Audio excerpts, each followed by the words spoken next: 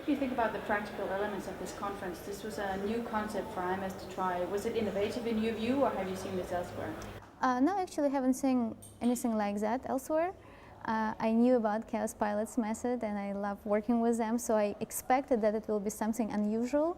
I think that it went very smooth, given how complicated the whole thing for the first day was. And I think what surprised me in a good way is that most of the participants, independently of the age or background or anything, they were involved and mostly responded in a positive way. So I think that it was a good experiment, and I did think it was innovative, and I think that it's just congratulations to IMS that it was possible to be open-minded for you to allow this experiment at a kind of academic conference. I think some exposure to some new technologies that I didn't know about or knew about but didn't try myself. It's not that we can just pick it up and use tomorrow, but it's something to keep in mind and maybe use somehow, or I know the groups that might benefit from that, so I'll definitely tell them about those possibilities. I think there was a lot of interaction, a lot of exchange of ideas. To me it came as a surprise, mostly nice surprise, that there are so many similarities across the countries, even between the countries which are in difficult situations, which is kind of normal that we have similar problems, but also the debate about the new media in the developed countries or countries with democracies is actually pretty much the same as in Belarus.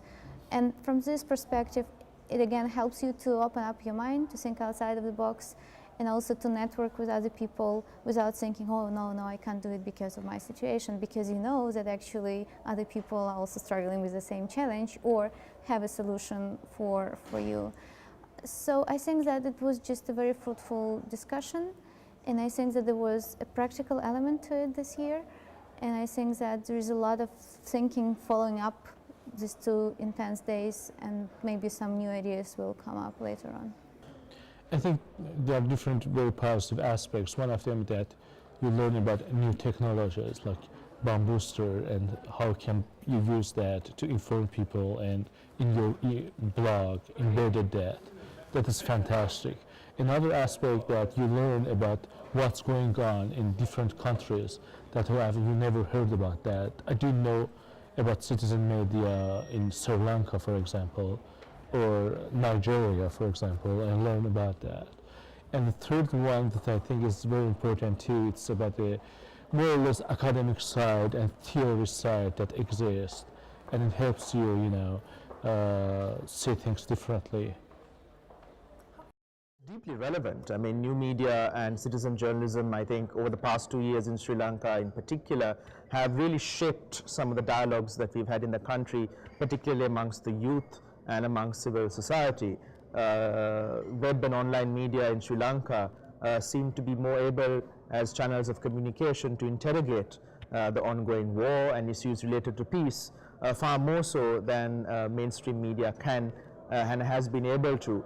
Also, let us not forget the challenges mainstream media face over the past 2 years. The freedom of expression and media freedom has taken extreme batterings over the past 2 years, and that gives somewhat of more space for people to articulate ideas and opinions online, whereas they might not easily be published in print or broadcast in mainstream media. So it's hugely relevant, and I would argue that its relevance will only grow.